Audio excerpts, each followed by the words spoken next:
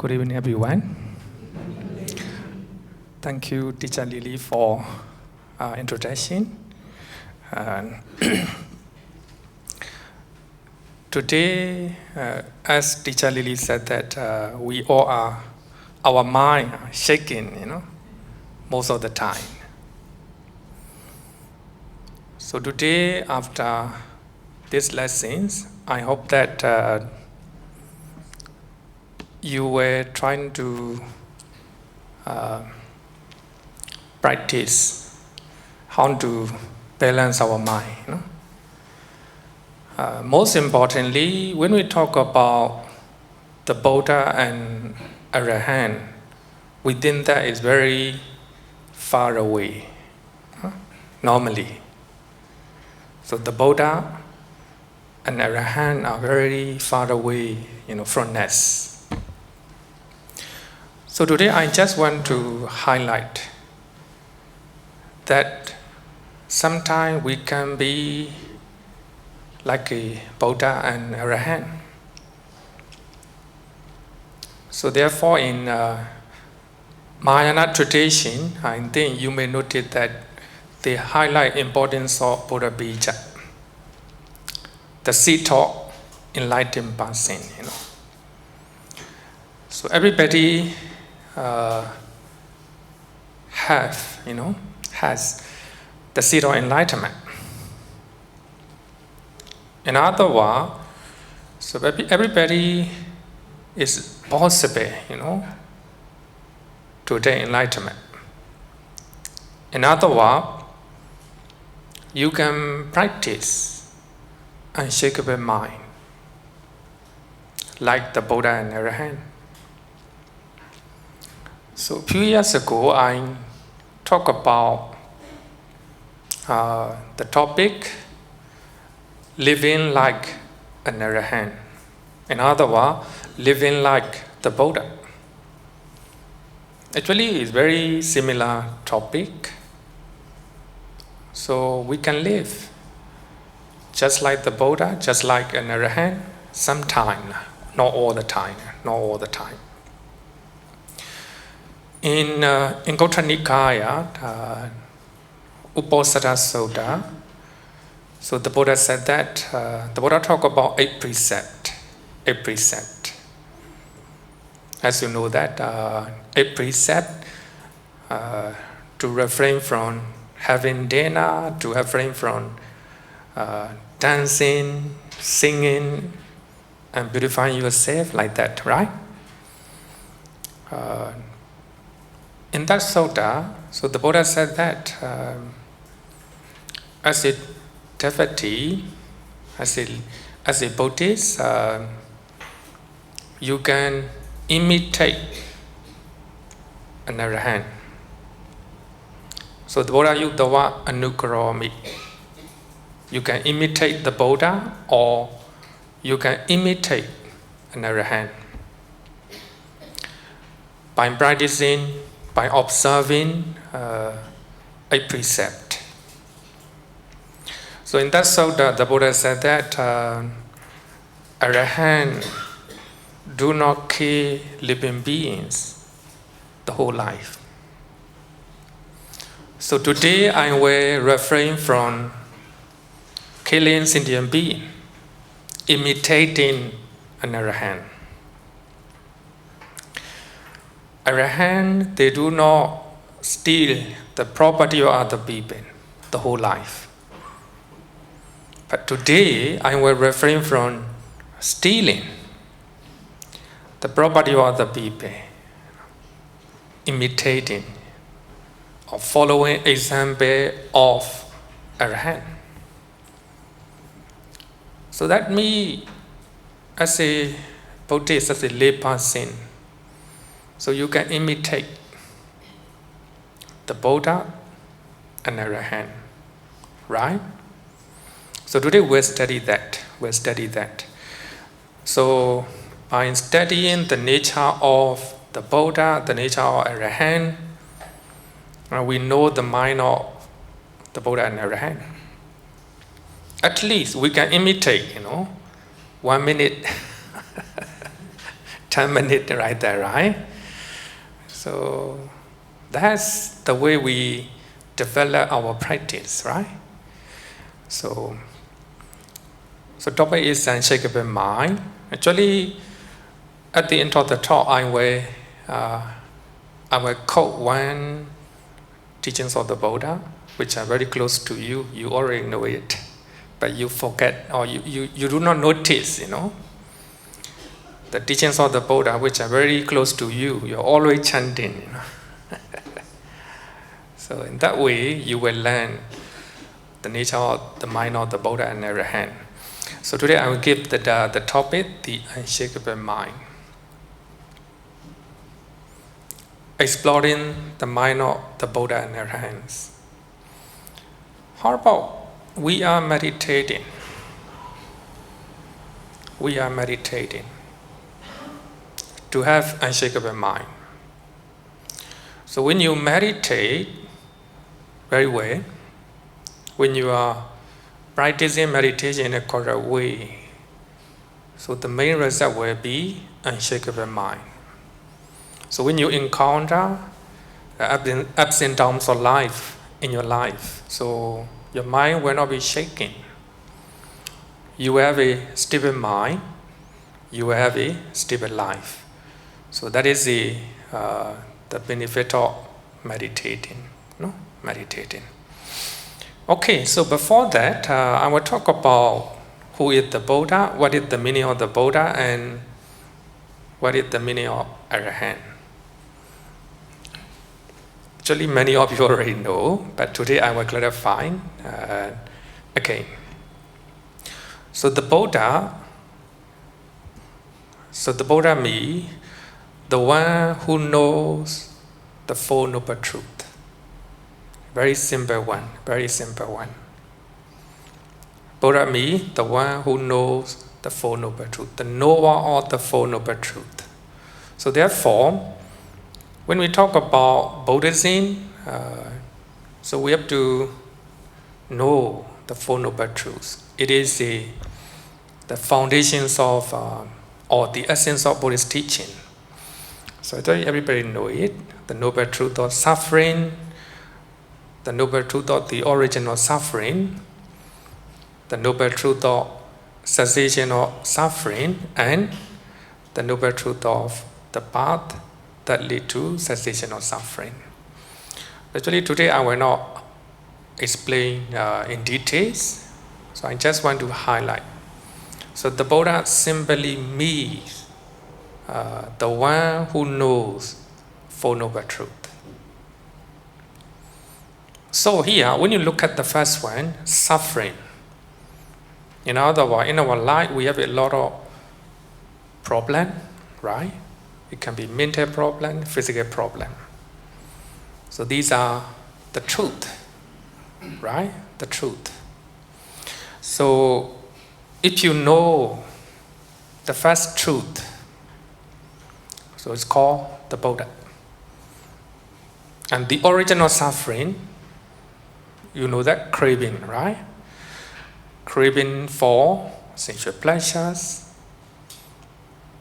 craving for existence, right? So this is the origin of suffering. So there is the end of suffering when you practice. So therefore the third one is cessation of suffering. When you practice when you follow the path that leads to cessation of suffering. Four Noble Truths, you already know that, right? So in some suttas, the Buddha gives the simile of physician to talk about Four Noble Truths. In other words, doubter. So when you see the doubter will examine your problem, right? Your disease. So here, physician represents the Buddha. So the Buddha identifies your problem, your suffering, right? We have a different type of suffering. Normally 3 types. So the Buddha will tell you, this is your problem. This is your disease. And the Buddha trying to identify the cause of your problem. So you became sick because of some infection, or maybe because of weather, like that. So the Buddha, the physician, were trying to identify the cause of your problem. So the Buddha also talk about the cause of our problem. So that is a craving. And the Buddha said that if you take my medicine, your sickness will be removed. So that means the medicine here is the Noble Eightfold Path, right? The Noble Eightfold Path. So if you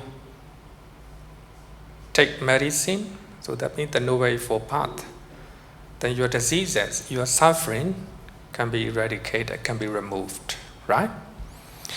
So here, important thing is to take medicine.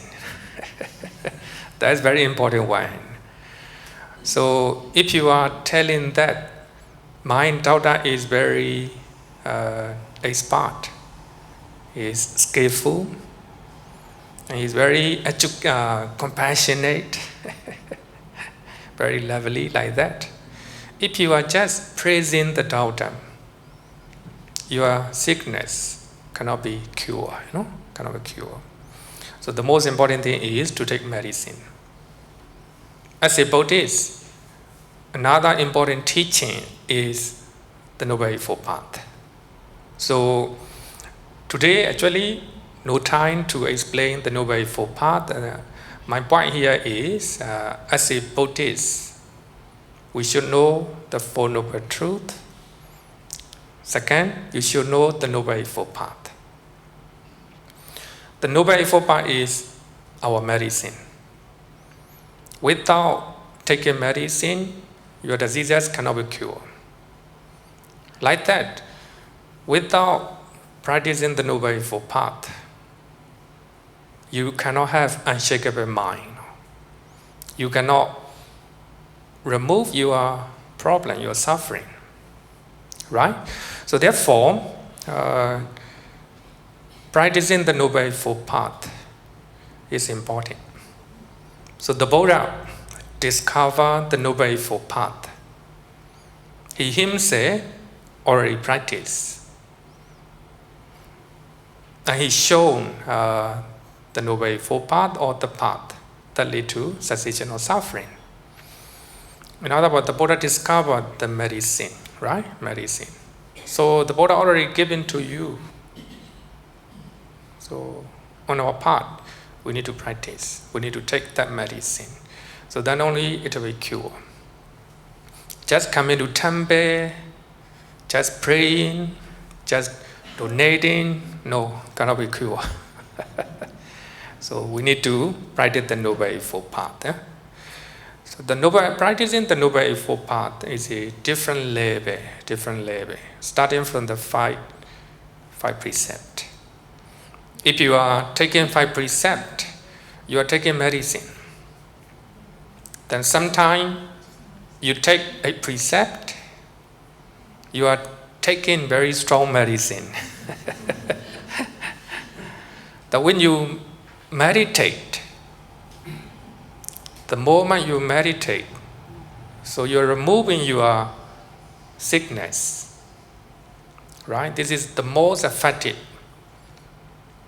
medicine in Buddhism. So later I will talk about the nature of medicine. The nature of medicine or the nature of meditation a little bit, so that you know. So here, the one who knows the Four Noble Truths, the Buddha means the one who knows the Four Noble Truths. Right? So those who want to know a little bit further, so you go to Visuddhimagga chapter 3, para number 38. So you go and read Visuddhimagga. Okay, so this is according to Pali Canon. In the Pali Canon, always say that Buddha Bhagava, Savatthi and Vihara. So the Blessed One stay in Savatthi, the Blessed One, Bhagava. But there is one modifier, Buddha. No? Buddha means the one who know the Four Noble Truths, the Blessed One, stay in Savatthi. So in the Pali Canon, so these lines are there are a lot of more than 4,000, more than 4,000 lines like that. So what I want to say is the Buddha is not the name of the Buddha. As you know that the name of the Buddha is Gautama Buddha, right?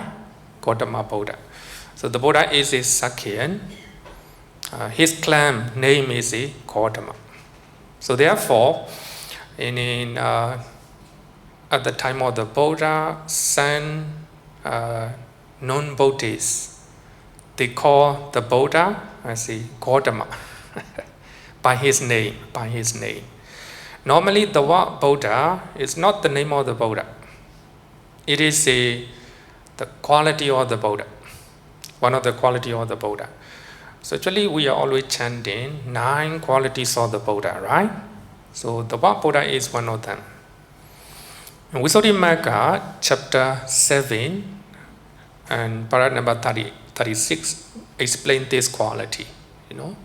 Those who want to know 9 qualities of the Buddha, you can read Visuddhimagga, chapter 7. Okay. So here, knowing the Four Noble Truths. Normally, when we hear Four Noble Truths, we also think that is very, very high. Knowing the Four Noble Truths also have a different level. Then I will give you a very simple level, very simple level. Again, 5 precepts.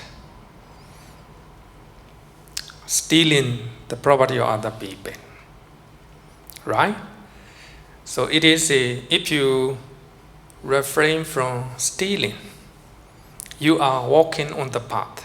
You are practicing one of the Noble Eightfold Path. We call it right action, right? Sorry, right speech. Stealing is the right action, right action.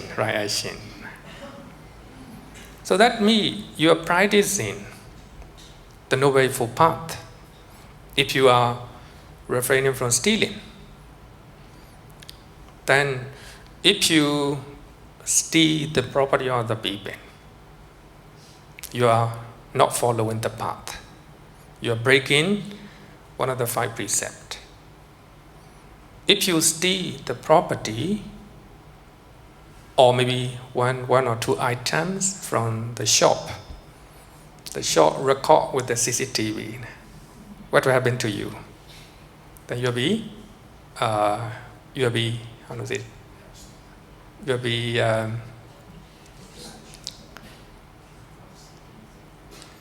will be investigate, then go to jail, right? Go to jail. So here, going to jail, or maybe going to the court, right? So you will have your fame will be tarnished, right? The people will talk about your reputation, right? Your reputation is gone. And when you go to jail, so there are a lot of suffering. That is suffering. By stealing the property of other people, you will be charged and you must go to jail. So these are suffering. So you need to find out the original suffering. Because you crave for items, then you take it, right? Craving, which is not property of yourself. Which is not property of yourself. So because of that craving, so you have a lot of suffering. It can be mental suffering as well as a physical suffering. So that means if you practice, if you refrain from stealing, in other words, if you practice the Noble Eightfold Path, then your suffering will be ceased. So you will not have any suffering. You don't need to go to court, you don't need to go to jail, right? You will not have any happiness just by refraining from stealing. You can see that? It's very, how to say that, very basic foundation, you know. By keeping 5 precepts, you are practicing the Noble Eightfold Path. Then I will give you another simple example. Refraining from sexual misconduct, right? So if you have an affair with somebody outside of your marriage, so even nobody knows, right? Then you have said, I want to say, you'll be accusing yourself, right? You will not have any confidence. So if your husband or wife found out, so you have an affair with somebody, you know, so there will be a lot of unhappiness in your life. Your family might be broken. There are a lot of, you know, suffering in your life by breaking this precept. So that is the original suffering is craving for somebody, right? So if you refrain from sexual misconduct, that means you are practicing the Noble Eightfold Path. In other words, right action, right? Right action. So by practicing the Noble Eightfold Path or refraining from sexual misconduct, you don't have any suffering or mental or physical suffering, right? Your suffering will be ceased. So that means cessation of suffering. So that means we have a different level of practicing the Noble Eightfold Path. Of course, when you observe a precept, and you were trying to you can limit a lot of how to say the negative consequences. I will give you an example. In the eighth precept, so you are not allowed to listen music, not allowed to watch movie, not allowed to play game, not allowed to wear makeup, right? Not allowed to eat dinner. So you can reduce a lot of, you know, a lot of time, and you can you can escape from spending money for that, right? So if you can practice, you know, the precept, the more you can practice, the more you have less suffering in your life, right? So you can look at the life of a monk. As a Buddhist monk, no makeup, no girlfriend or boyfriend, right? So we can cut a lot of, you know, suffering in our life. So that's a example. Here my point is we have a different level of practicing the Noble Eightfold Path. Because when we talk about the Four Noble Truths, people normally think that it's nothing to do with us, which is very far away from us. No, right? So here, today, my talk want to simplify. Even practicing the Noble Eightfold Path will be different level. We need to understand, right? We need to understand that. Okay, here the Buddha means the one who knows the Four Noble Truths. So this is according to Pali Canon. So here, so I want to mention three types of Buddha. Not only one Buddha, right? According to Udana commentary. So this is not from suttas, from commentary. The commentary means the commentary trying to clarify some of the point from the Pali Canon and clarifying further, make clear. That's the nature of commentary. So according to commentary, we have three types of Buddha. The first one is the self-enlightened one, Sammasambuddha. Sammasambuddha means Gautama Buddha or Sakyamuni Buddha. So the Buddha knew the Four Noble Truths, and the Buddha discovered Four Noble Truths and taught to his disciples.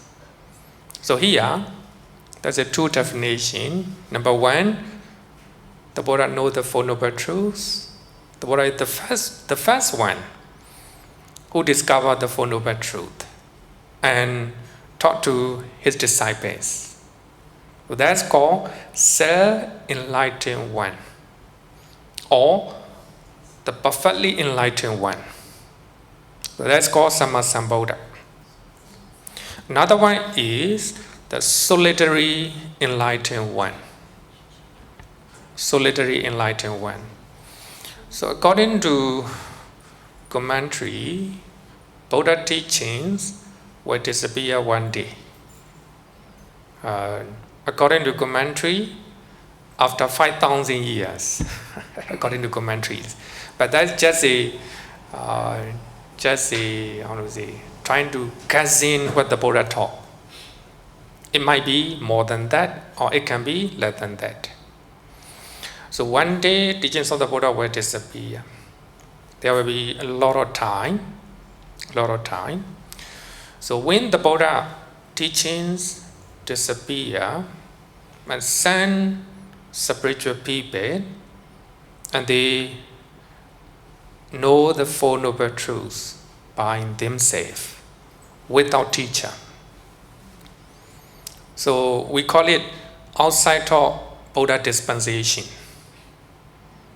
So outside of Buddha dispensation, some people who know the Four Noble Truths by themselves, but they cannot teach. They don't have a ability to teach other people. They know themselves, but they cannot teach. There are some people, right? They learn, they know a lot, but they cannot talk. Just like that. So solidity enlightened one. Sometimes they call it silent Buddha. Because they are silent. Yeah? They do not teach. Right? So that's called Pachika Buddha. So by those times, they know the Four Noble Truths and they cannot teach other people. Right? It's called solidity Buddha. Another one is the disciple enlightened one. Another one, Savaka Buddha, disciple Buddha. So here, disciple Buddha means the one who knows Four Noble Truths. After learning from the Buddha, or after listening to the Dhamma talk, they practice the Four Noble Truths, then they know the they practice the Noble Eightfold Path, and they know the Four Noble Truths. So commentary mentions Savaka Buddha. Actually here, you notice that commentary use the word Buddha, the one who knows the Four Noble Truths, but by just listening to the teachings of the Buddha. So here, when you look at the commentary trying to define that disciple, or it can be monastic or it can be lay person, if you know the Four Noble Truths, we can call you are Buddha. You're Buddha. Actually, when you study Mahayana teachings, I think they want to say that you can be the Buddha, right? You can be the Buddha. So actually they are not wrong. They are not wrong. So here the Buddha means the one who knows the Four Noble Truths, right? And here after listening to the Dhamma talk, today's Dhamma talk, then you practice, then you know the Four Noble Truths. You became the Buddha. Not a Sammasambuddha, not a Pichika Buddha, you are Savaka Buddha, disciple Buddha. So this is according to commentary. So therefore I say, right, we can follow the footstep of the Buddha or an Arahant. It can be a few minutes, right? Even 1 minute, we can call it the Buddha, right? So regarding with the difference between disciple Buddha, sometimes we call it Arahant, right? Normally, people overlook the Buddha and Arahant are different, right? Actually, the Buddha himself is an Arahant. We are always chanting Namo Tassa Bhagavato Arahato Arahato Samma Sambuddhassa. Namo Tassa Bhagavato. We worship to the Blessed One. Arahato is adjective, Samma Sambuddho, adjective. Who is the Blessed One? Arahant. The Buddha is, the Blessed One is an Arahant. The Blessed One is Samma Sambuddha. Right?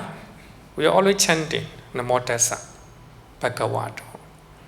So even in that chanting line, chanting, so we can understand that the Buddha himself is an Arahant. Okay, later we will talk about the definition of Arahant later part. So who is Arahant? So you will understand that. So here in Sammasambuddha Sutta, Sammasambuddha means self-enlightened one, self-enlightened one. Normally, Sammasambuddha refer to Gautama Buddha. The one Buddha can refer to anyone who know the Four Noble Truths, right? Who know the Four Noble Truths. In Sammasambuddha Sutta, the Buddha talk about the difference between Sammasambuddha and Arahant. In other words, the difference between Sammasambuddha and the Buddha. Right? So here the Buddha said that the Buddha is the knower of the path. So the path here means the Noble Eightfold Path. So among the Noble Eightfold Path, the first one is right view. Right view here means understanding the Four Noble Truths. Right? Understanding Four Noble Truths is right view.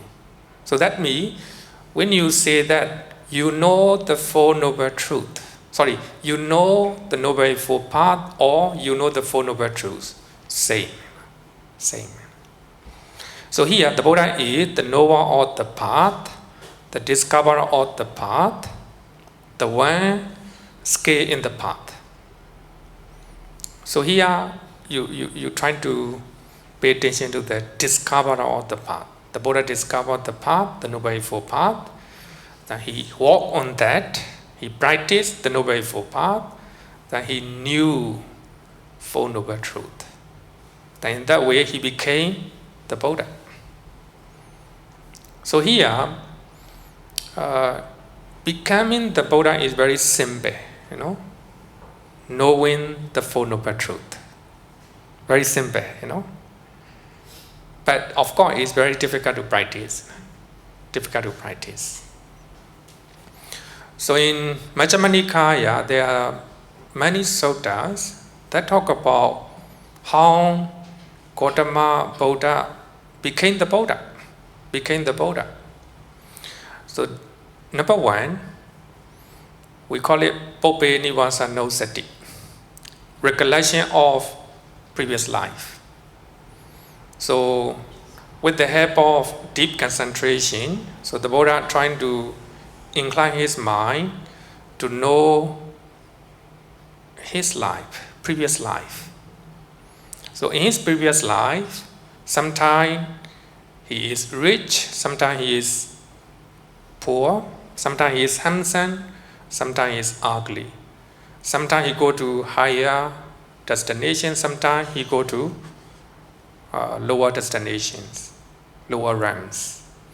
So he also know the cause, why he is rich, why he is handsome, why he go to lower realms, like that, cause and effect. Then second one is recollection of the life of other beings. We call it Tepachaku, divine eye. So with the help of divine eye, he trying to see how beings die, where they were born. He also similarly, why they are rich, why they are poor, why they are handsome, ugly, like that. And the Buddha knew why they go to good destination, why they went to bad destination. So here also cause and effect, right? Because of this, that happened. Because of it, that happened.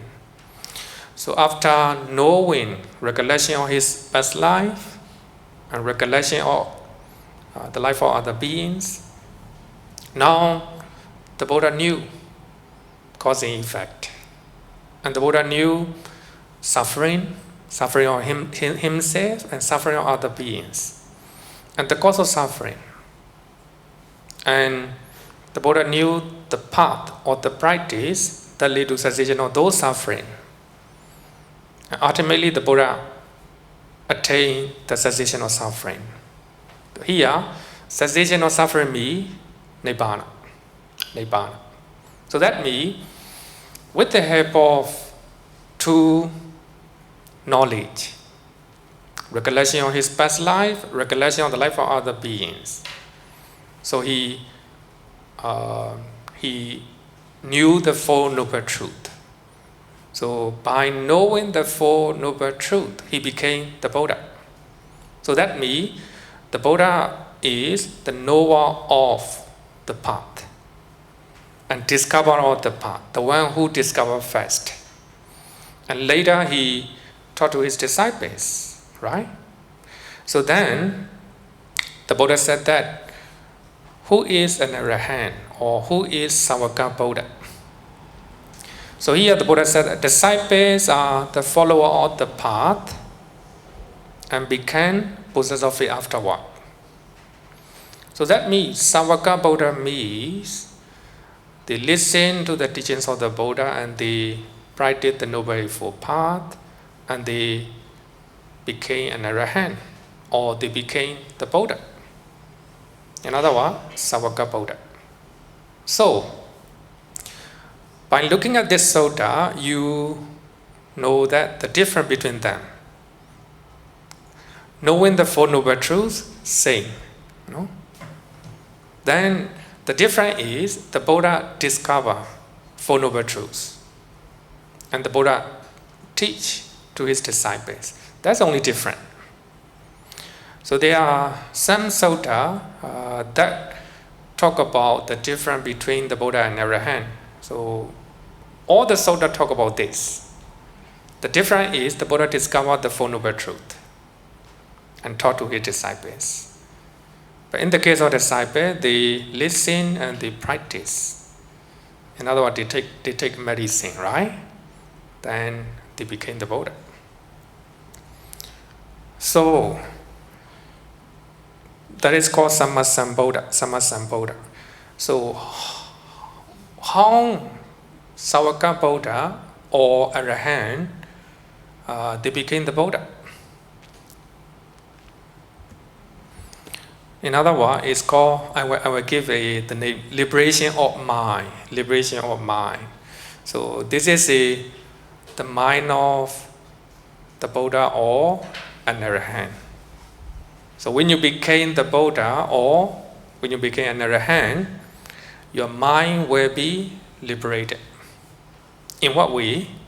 So in Nattalakkhana Sutta, I think as you know that the Buddha taught the first sermon to a group of 5 monks, right?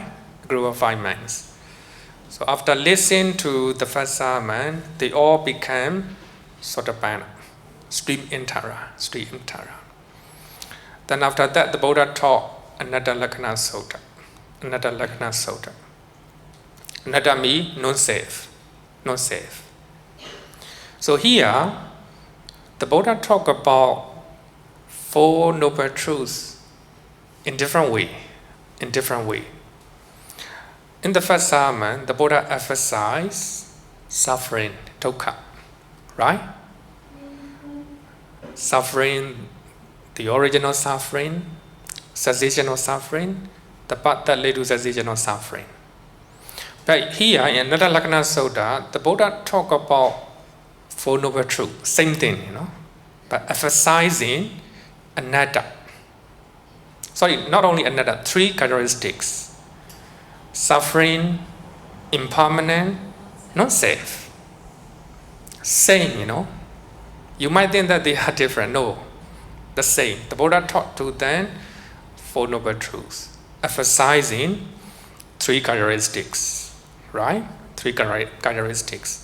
So after listening to Nattalakkhana Sutta, in other words, we call it second sermon, all a group of 5 monks became an Arahant. In other words, they became Sāvaka Buddha. In what way? So that said that while this discourse was being spoken, the mind of the bhikkhus of the group of 5 were liberated from taints by non-clinging. That is the mind of the Buddha and Arahant. I will explain a little bit, bit by bit. While this discourse was being spoken, the mind of the bhikkhus of the group of 5, so their mind were liberated from taints. So later I will talk about 3 types of taints. What are the taints? Later. So here you pay attention to this one. By non-clinging. The opposite of non-clinging is a craving. The origin of suffering. So that means if you do not have craving, if you do not have the origin of suffering, you will not have any suffering. Right?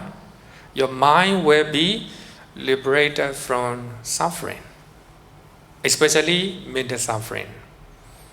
If you are still alive, if you die, physical suffering as well. Physical suffering as well. So here, by non-clinging, craving are the cause of our suffering. But if you no longer have clinging or craving, so your mind will be liberated from suffering, right? Here, the Pali Canon mention, we are liberated from the taints. So if you know 3 types of taints, you will know the mind of Arahant and the Buddha. And we can follow their mind. We can follow the footsteps of their mind. No? So here, 3 types of taints. Number 1, the taints of sensory desire. Kamasava. The taints of sensory desire. So here I'm at the top, at the beginning of my talk, I talk about example of stealing, right? Stealing the property, some of the items from the shop, right? From the shop. So that means the items are very beautiful, right? When you look at them, you have a clinging to them, craving to them, right? Then because of that craving or clinging, you take it. Then CCTV record you are stealing. Then you'll be charged, right? You must go to jail. Your family will be very fee-shy for that, right? Fee-shy for that. But when you go to jail, then actually in Singapore you have a record, right? So even though you come out from the jail, you still have a record. These are suffering. Because of stealing, you have a lot of suffering in your life, right? So that is the first noble truth, right? The noble truth of suffering. Why did suffering arise? Because of craving or clinging to the items in the shop. Then you steal it, right? So therefore, clinging to those items are the original suffering. Then if you can remove, by practicing, by observing 5 precepts, even though you want them, you are not stealing, right? Even though you want them. Actually, wanting them is a craving, right? Actually, if you are well trained, you will not have any craving, right? You know that you don't have to, it's not right to steal, right? So if you can control your mind and also your bodily behavior, then you're not stealing, right? If you're not stealing, if you don't have clinging to those objects, then you will not have suffering, right? So that means you are practicing the Noble Eightfold Path. Because of that, no suffering, cessation of suffering, right? Of course, when you go to mental training, like in meditation, then you can let go. You can practice non-clinging to so many sensual pleasures. Suppose if you can practice non-clinging to games, right? Normally young people, they addicted to games. Even the old people, right? Addicted to games, clinging to games create a lot of problem in your life, right? Then if you can practice non-clinging to games, you will have more time. Your eye will not be, so tiring like that, right? So you can remove a lot of suffering in your life because of non-clinging to games, right? Just example, there are a lot of examples. So when you can remove non-clinging to sensual pleasures, it can be something you see with your eye, ear, some song, music, right, like that, right? Also, food, smell, and body touch, right? So if you can remove the 10 thought sensory desire. So here, the Buddha used the word taste because it is a tainted, right? So it is a sensual desire we are accumulated in our mind throughout samsara. So right, very difficult to let go. By practicing the Noble Eightfold Path, at least by keeping 5 precepts, then you can let go the things of sensory desire. You can practice non-clinging to sensual desire, right? Sensual desire. So there is I have one devotee who trying to practice 5 precepts most all the time. He's very mindful. Very mindful. She will not tell lie. Very trustworthy. Keep 5 precepts, So because of that, she is self-confident. And her friends trust her so much. Whatever she say, so her friends will follow. So that is just practicing the 5 precepts, Her friends also know that. So she will not tell lie. I also know that she will not tell lie. Actually, sometimes then she doesn't want to talk something because she keep 5 precepts, right? Cannot tell lie. Then she trying to say, different way. Of course, we know. So anyway, we need to be very skillful. Then that we don't want to say, right, without telling a lie. Skillful in speech, right? So what I want to say is, if we can remove the taints of sensory desire, then we can, we will be liberated from suffering, right? Our suffering. Second one is the taints of existence. The taints of existence. So we have 3 types of existence, right? Sensory realm, maybe human realm, and 6 heavenly realms, and also 4 awful realms, altogether 11. I think some of you may want to come back to Singapore, right? Maybe some want to go to heaven, These are the craving, right? Craving. We crave for a place. It can be in Singapore, it can be, even in Singapore we have different places, right? Craving for existence. And also we have a higher existence, like a sense-sphere realms, 5 material realms, and also immaterial realms and higher realms. So higher realms, you don't need to walk, you don't need to eat, right? You can stay millions of years without eating anything, So some people may crave for that, right? In the heavenly realms, you just enjoy sensual pleasures. You don't need to walk, you don't need to cook. We want to go to heavenly realms, right?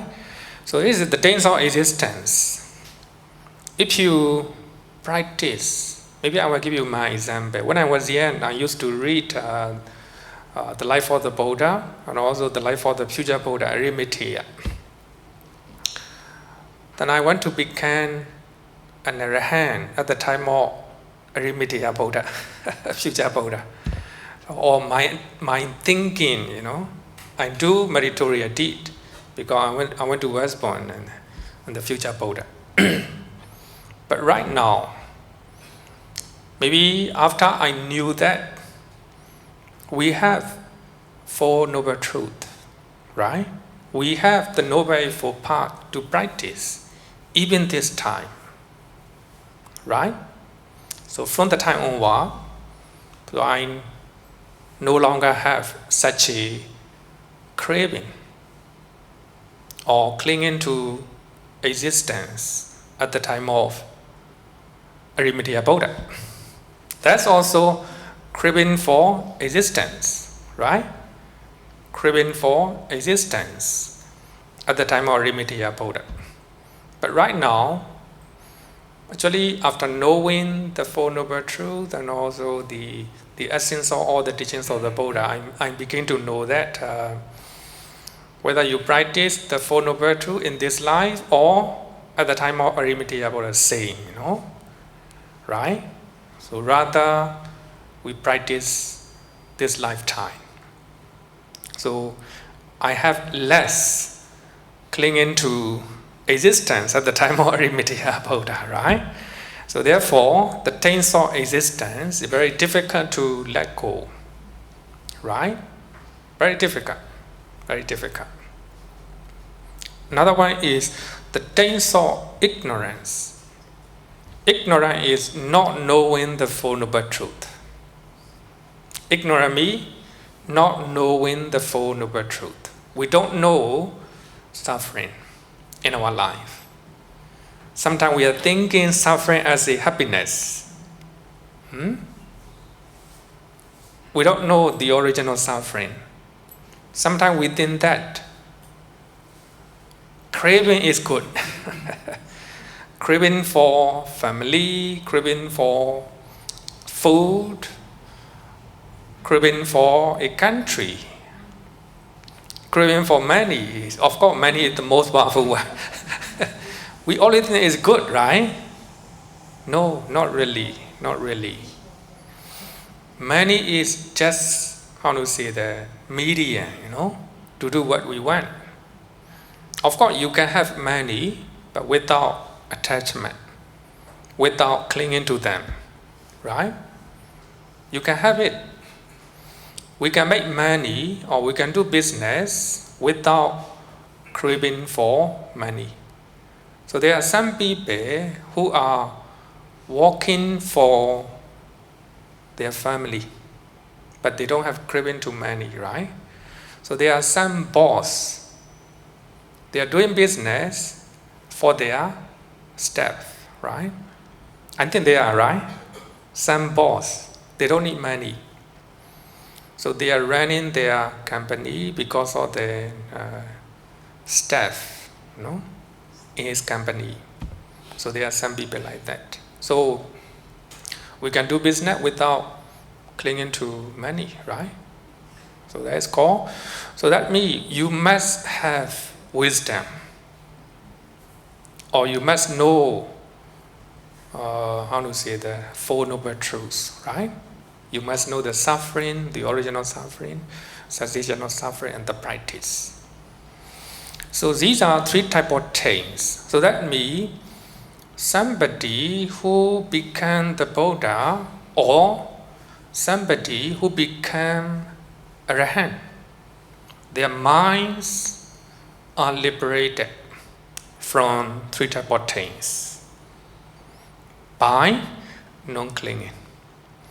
You can do business without clinging, but money will come to your life without clinging, right? You can still use it for the family, for the friends, right? For your country, like that. So that means here the mind of the Buddha and Arahant, here, liberation of the mind. Their mind are liberated from three types of things. So when Arahant and the Buddha, when they are using sensual pleasures, like eating food, listening to something, right? Or when they have a good smell or bad smell, so their mind are liberated from suffering, liberated from the things. In other words, their mind are liberated by non-clinging. Even though they see, no clinging. Even though they hear music, no clinging.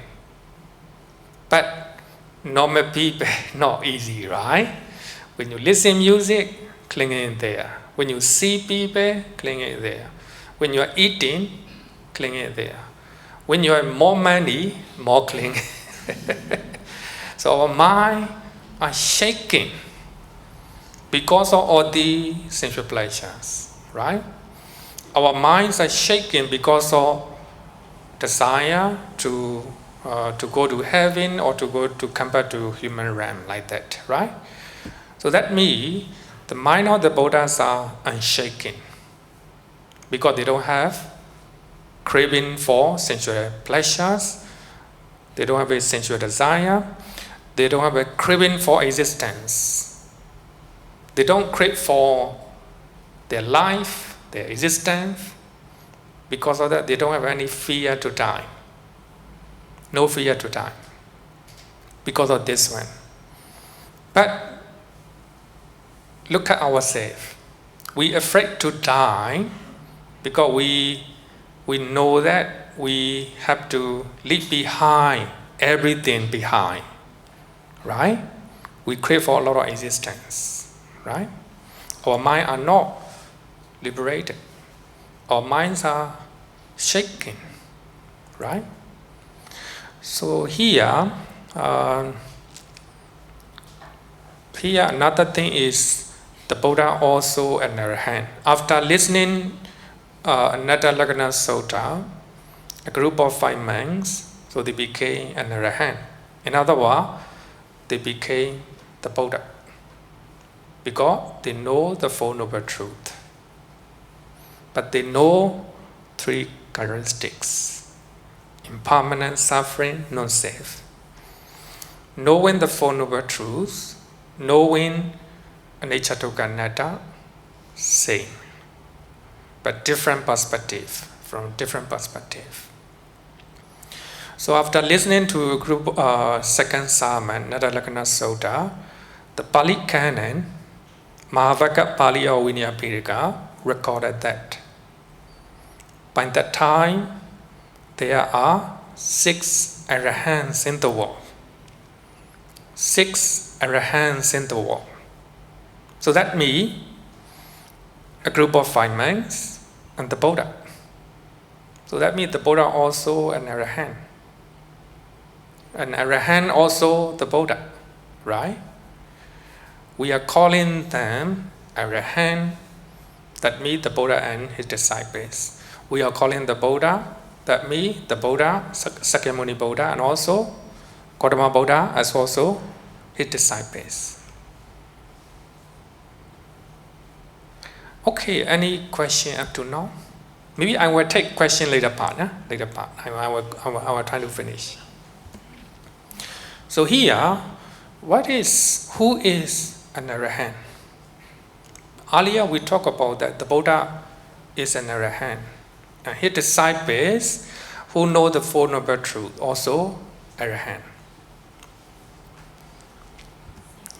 So Visuddhimagga mentioned 5 definitions. But here I will use only two. Enough, more than enough.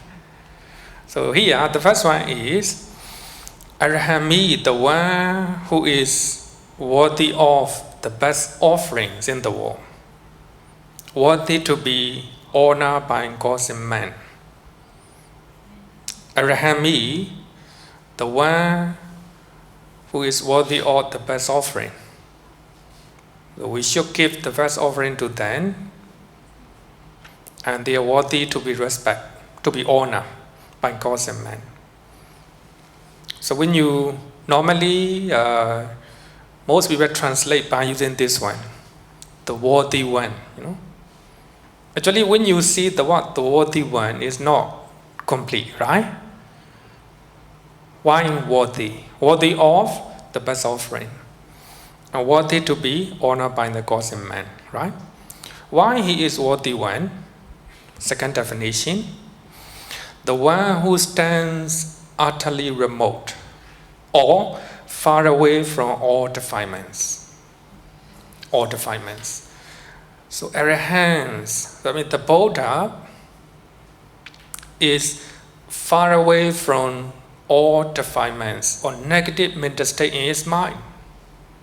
Because of that, he is worthy of the best offering in the world, the best worthy to be honored by anyone. So here, the most important definition is second one. So the Arahant, the one who far away from all defilements. The Buddha do not have clinging or attachment, lobha. The Buddha do not have hatred or anger, dosa. The Buddha do not have ignorance, delusion. The Buddha know the truth, right? No delusion in his mind. 3-1. In Pali, lobha, dosa, moha. So, the Buddha, how we will know the Buddha do not have clinging, the Buddha do not have hatred or anger, the Buddha do not have delusion in his mind. Read the teachings of the Buddha. Read the Sutta. Then you can try to evaluate whether this quality of the Buddha is really truth or not. So here I will give you one hint. Trying to learn teachings of the Buddha, and also trying to learn teachings of other religions.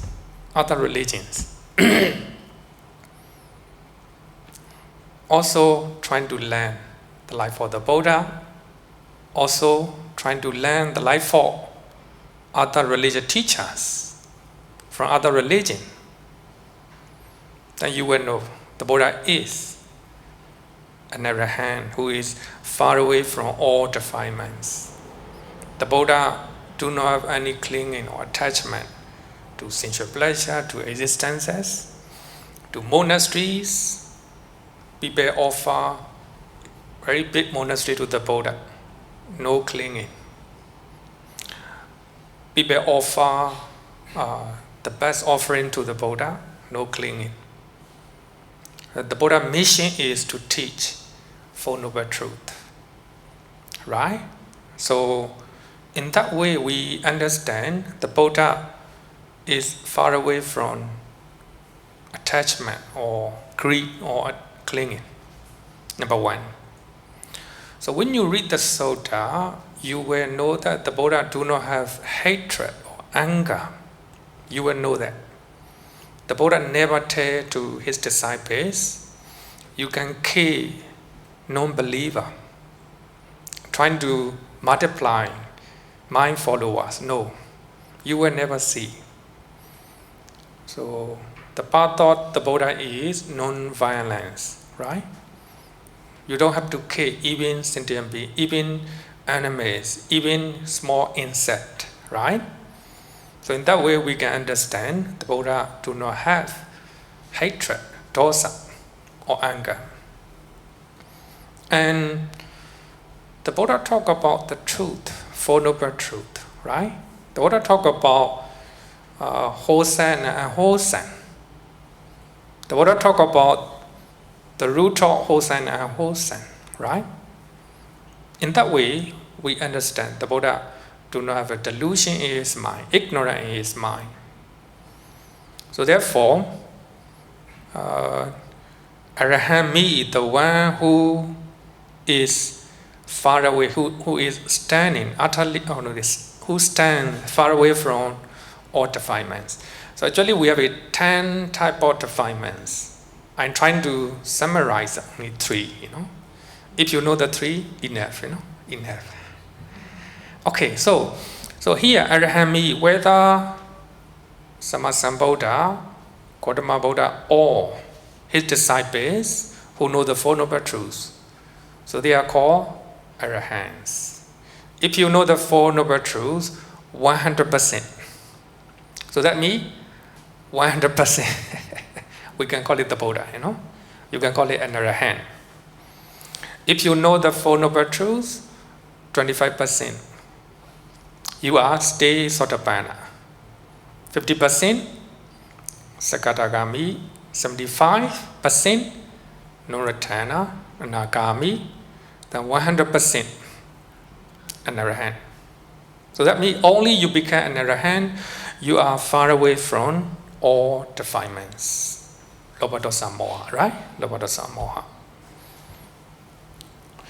Okay, so this is if you look at an Arahant, then you know the minor Arahant, right? The minor Arahant here me. The Buddha and Arahant, they don't have Lobha dosa moha in his mind. So that means by practicing, by observing 8 precepts, or by practicing generosity, by practicing meditation, you are trying to reduce the amount of Lobha dosa moha in your mind, right?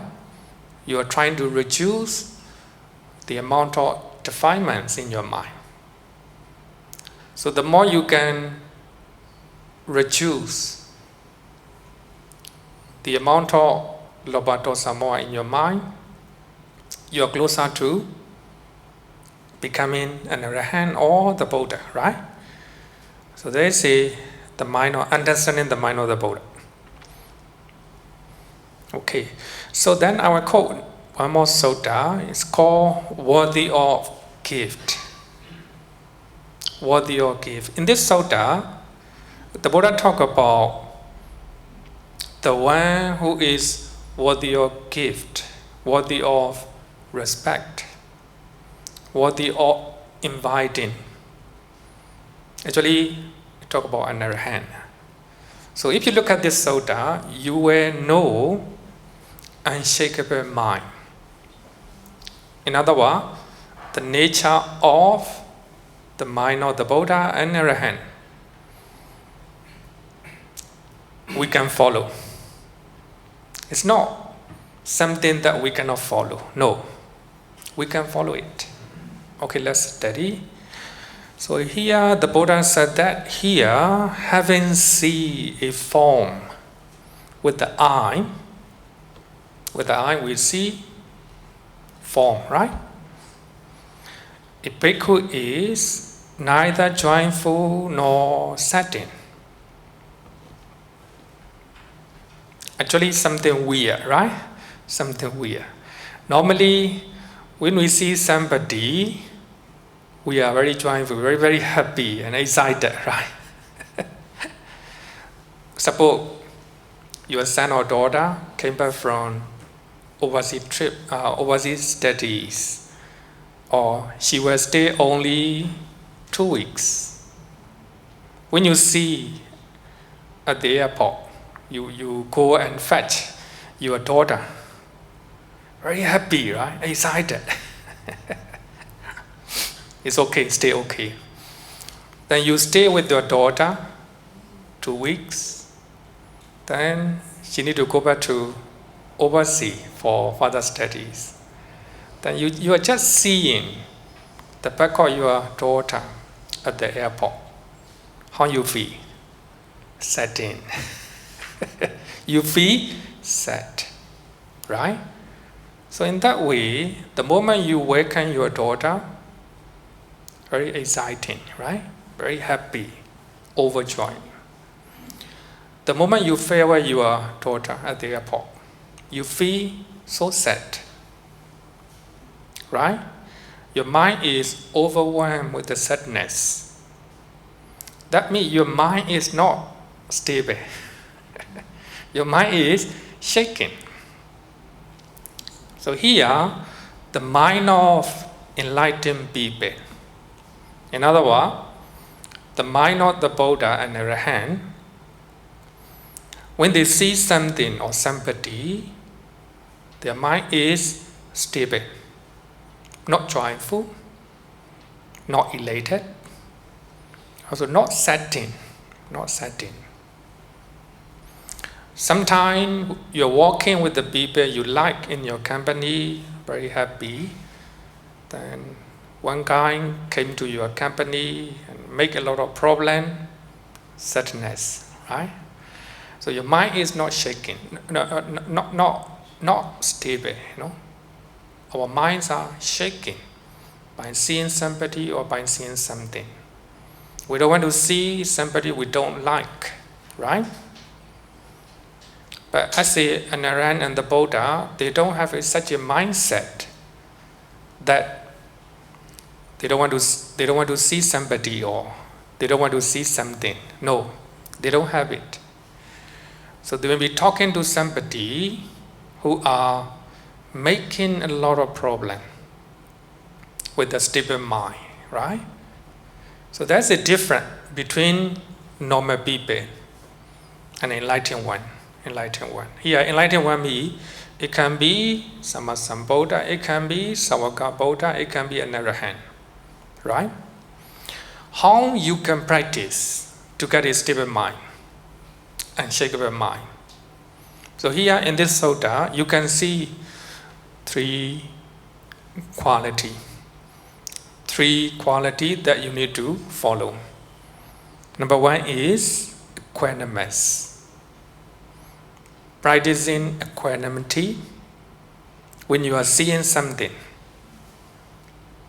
when you are seeing somebody. Not easy, you know. When you are seeing some people, unpleasant people, your mind is not balanced, your mind is not stable. Shaking, right? Shaking with the hatred. When you see somebody you like, that your mind is shaking with the lobha, attachment, right?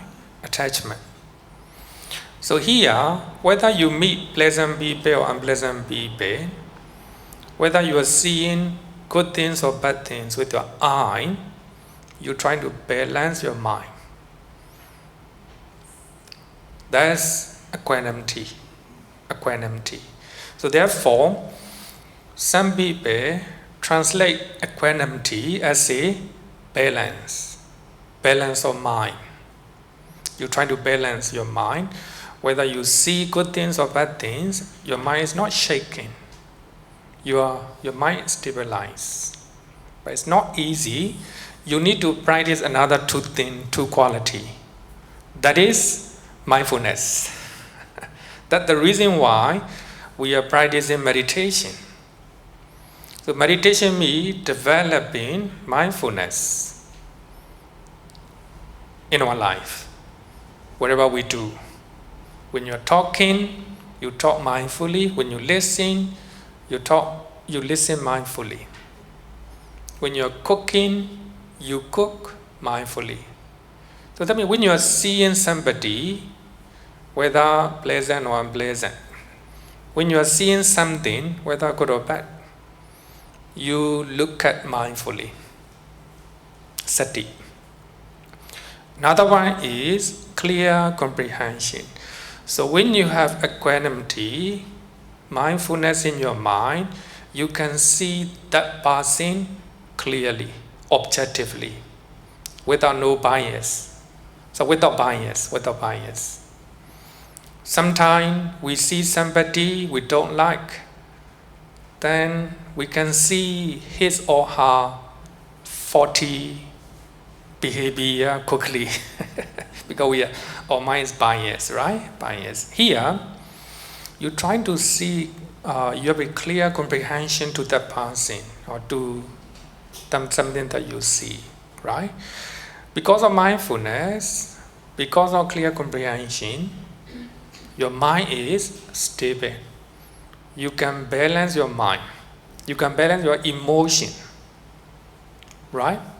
So that means meditation means trying to balancing your mind and also be mindful, trying to comprehending clearly, right?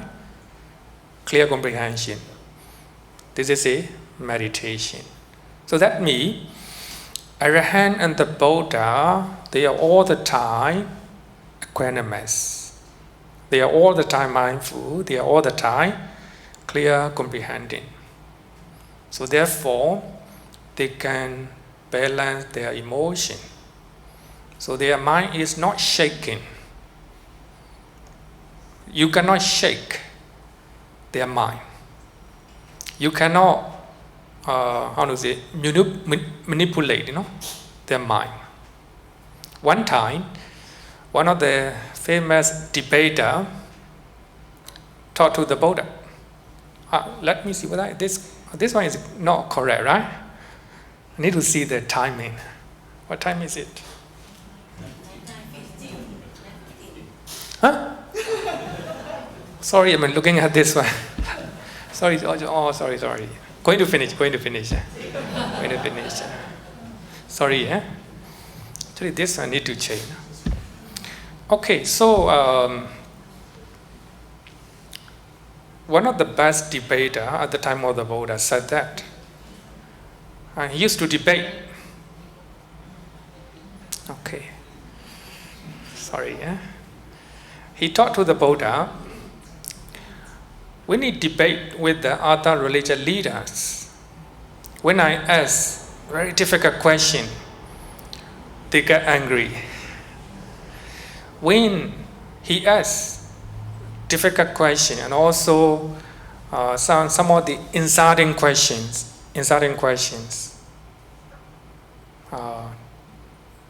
then there's no anger in the Buddha. So the Buddha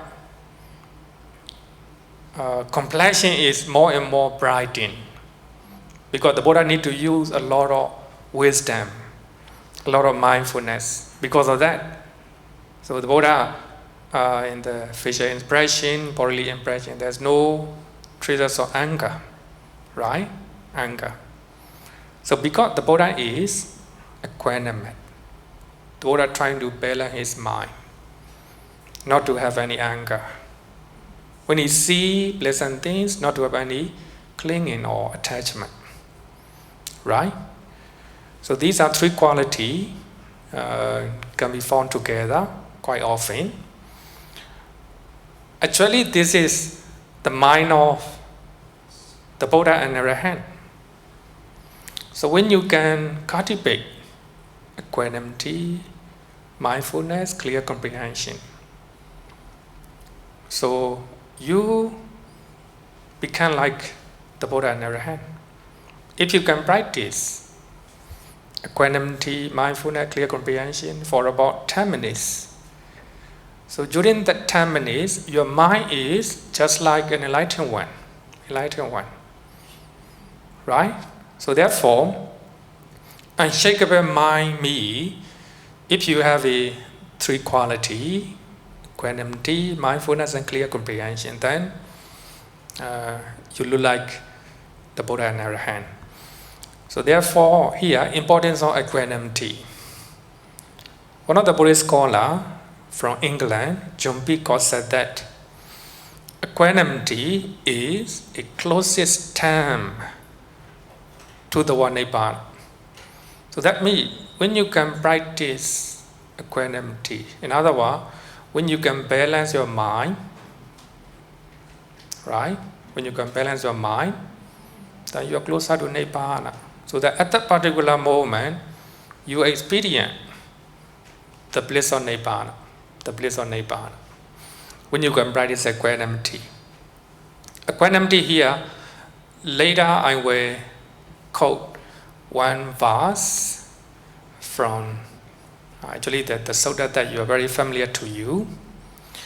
So here in the sutta, the rest of the sense phases are also treated in the same way in the sutta. That means, earlier we talked about, we see with the eye, right?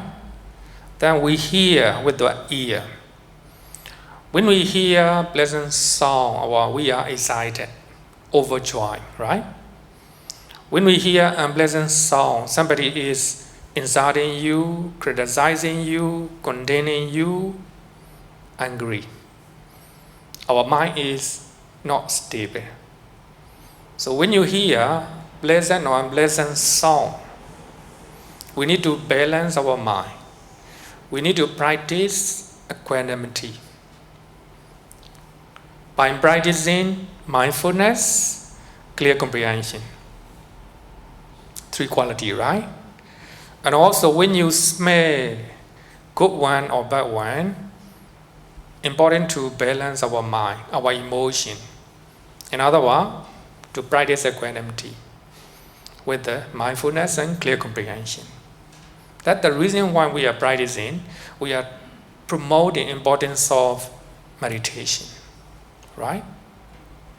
When you can meditate, where? So that means when you can cultivate mindfulness and clear comprehension, you can balance your emotion, right? So therefore, a lot of survey mention that those who practice meditations can have a call it EQ, emotional intelligence, They can cultivate emotional intelligence. So here, emotional intelligence means the quality that you can balance your emotion, right? Emotion. And also when you're eating the food, same thing.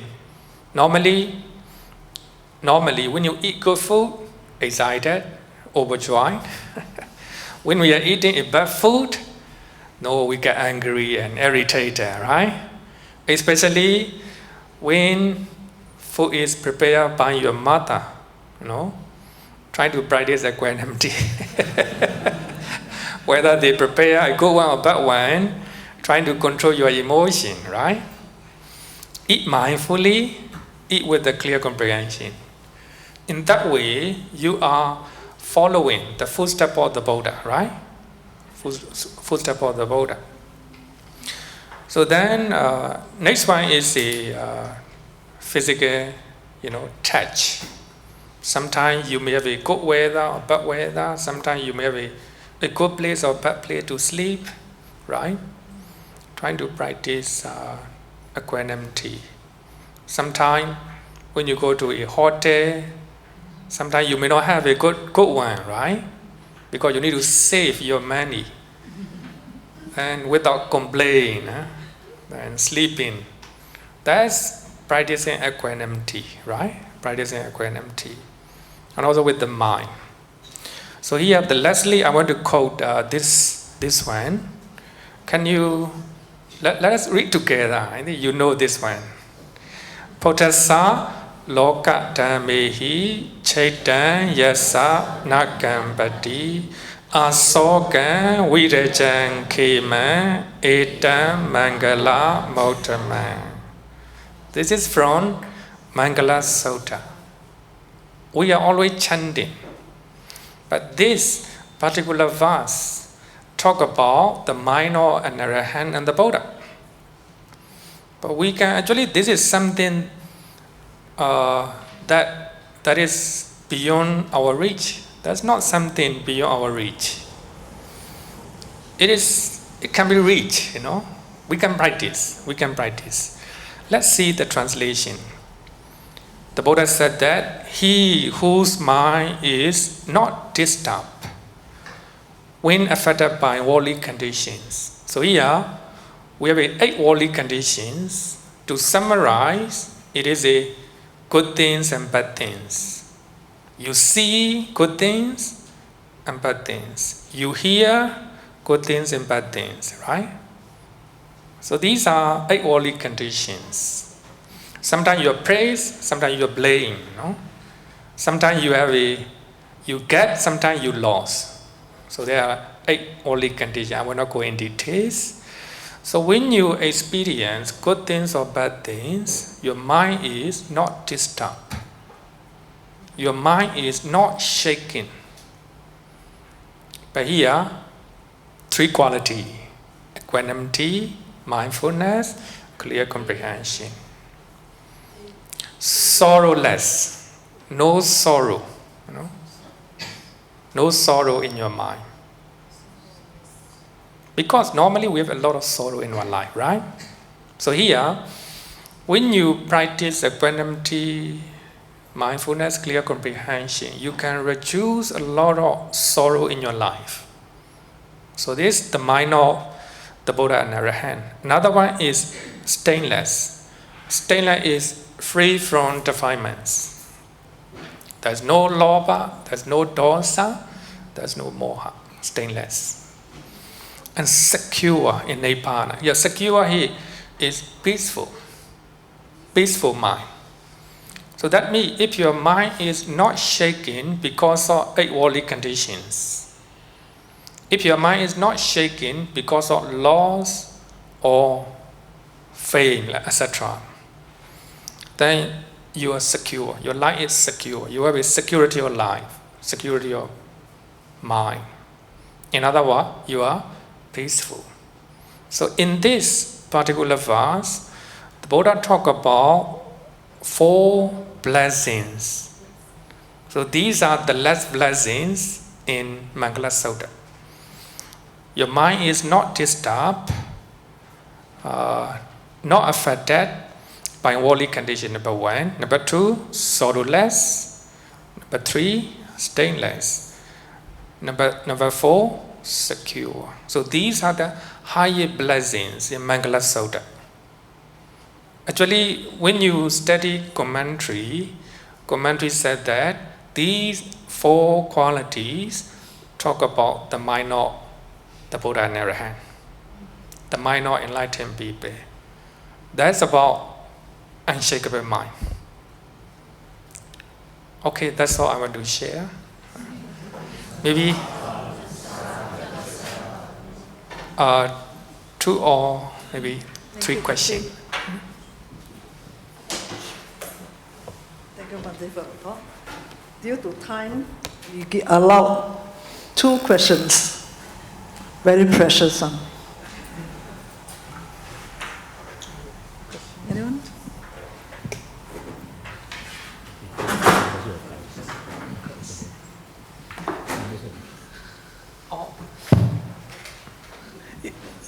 Yes, permission from Honorable Bhante.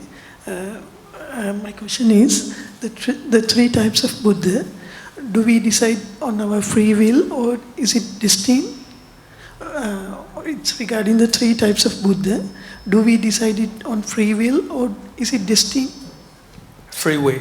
Free will. Free will. Free. Is it a choice we need to make? Oh, yeah, of course. Of course, you can, if you want to become Sammasambuddha, you can need to fulfill a lot of perfection, need more time to fulfill the qualities. Then later part, you can choose to become Sammasambuddha, or you can become like a Savaka Buddha, disciple Buddha. Also, you can choose to become Pacheka Buddha, when there's no Buddha Sasana. Of course, it is a free way, it's up to our decision. Actually here, don't forget that whether Sammasambuddha, Pacheka Buddha, Savaka Buddha, they are the same. Because knowing the Four Noble Truths, right? If you know the Four Noble Truths, your mind will be liberated from suffering. Right? So therefore in Buddhism, the Buddha said that there's only one taste in Buddhism. There's only one taste in Buddhism. That is liberation. Liberation of the mind. Liberation of the mind. Whether Sammasambuddha, Pacheka Buddha or Savaka Buddha know the Four Noble Truths, they will experience only one taste. So that is the taste of liberation. Your mind will be liberated from suffering. Under this category, all the Buddhas are the same. Of course, we can follow our free will. We can choose. Okay? Question?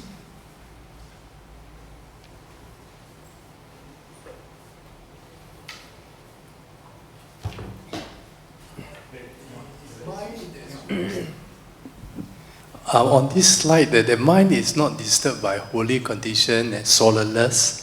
Sorrowless, does it mean is you have happiness? And if it's happiness, then you should have emotion. But how do you not get emotion equanimous? You don't have, meaning that you don't have any emotion. So, can you explain on this? Okay, very, very good question. Because when we talk about happiness in Buddhism, of course we have a happiness with the emotion. Happiness without emotion, right? When you waken your daughter, suppose, you waken your daughter, you're very happy, full of emotion, right? So when she go back to overseas studies, you have a lot of emotion, sadness in your mind, right?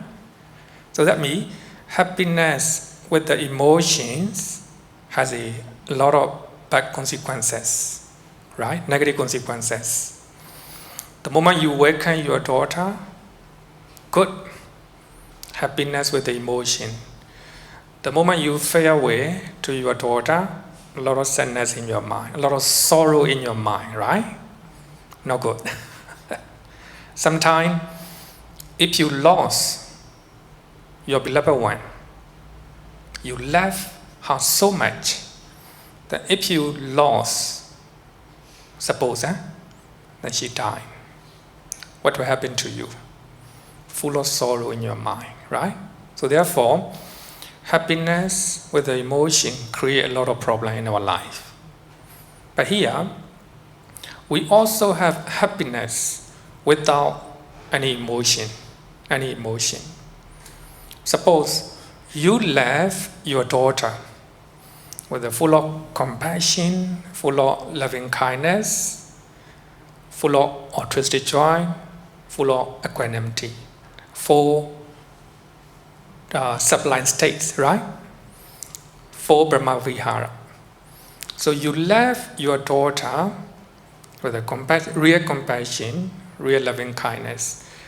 So you educate your daughter to study overseas because you have a genuine love, loving kindness to your daughter. You know that by getting a higher degree and from prestigious university, then she will have a higher life, higher life, a quality life, genuine loving kindness in your mind. Because of by thinking that, in other words, by practicing loving kindness, compassion to your daughter, when you farewell to your daughter, no sadness in your mind, right? You don't have, actually here, happiness, I want you to know, happiness equal to dukkha nidora, cessation of suffering.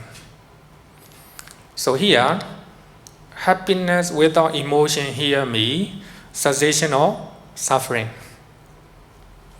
The moment you farewell to your daughter, if you have a genuine compassion, genuine loving kindness to your daughter, knowing that after getting higher degree, then her life will be very, everything will be okay, right?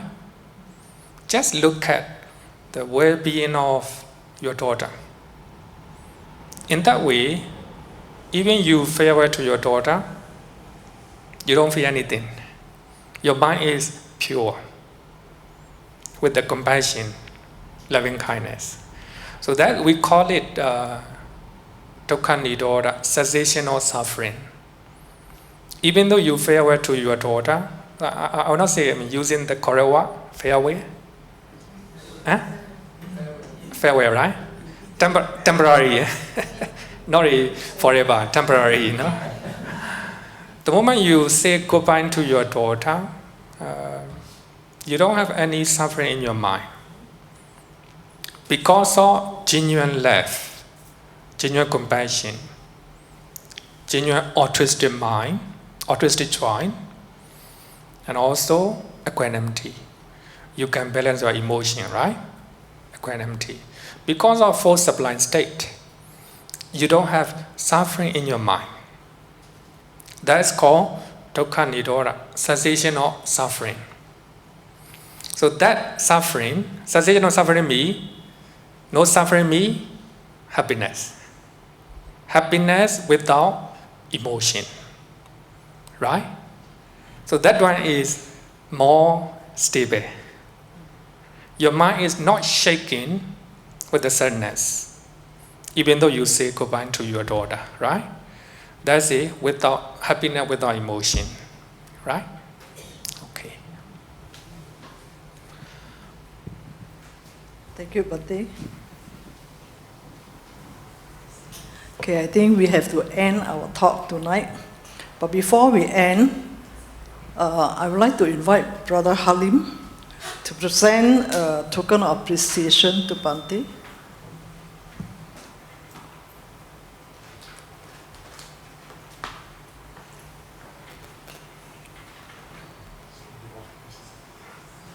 Sadhu, sadhu, sadhu.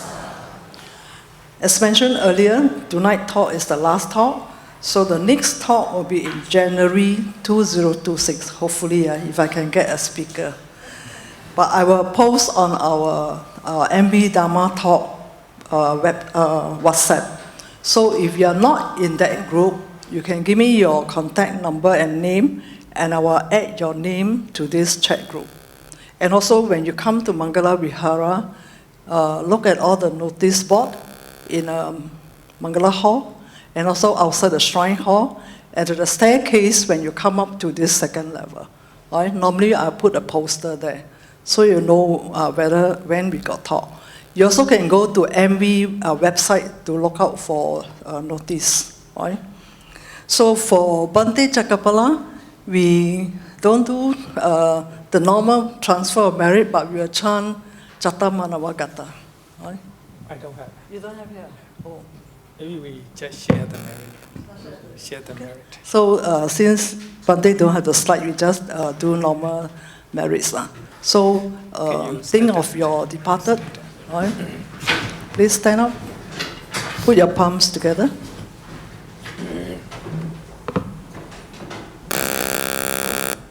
Thank you very much for listening to the talk.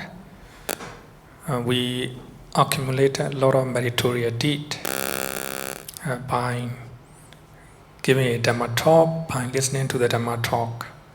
So we share all these good deeds to our departed relatives, as well as all the sentient beings.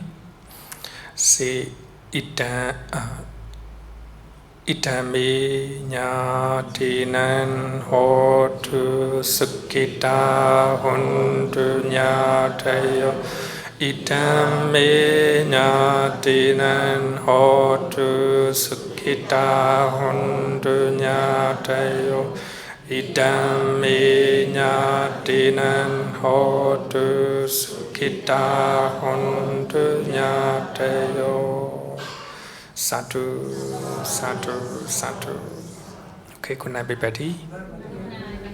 Please remain standing while Bhante take off. Please put your palms together.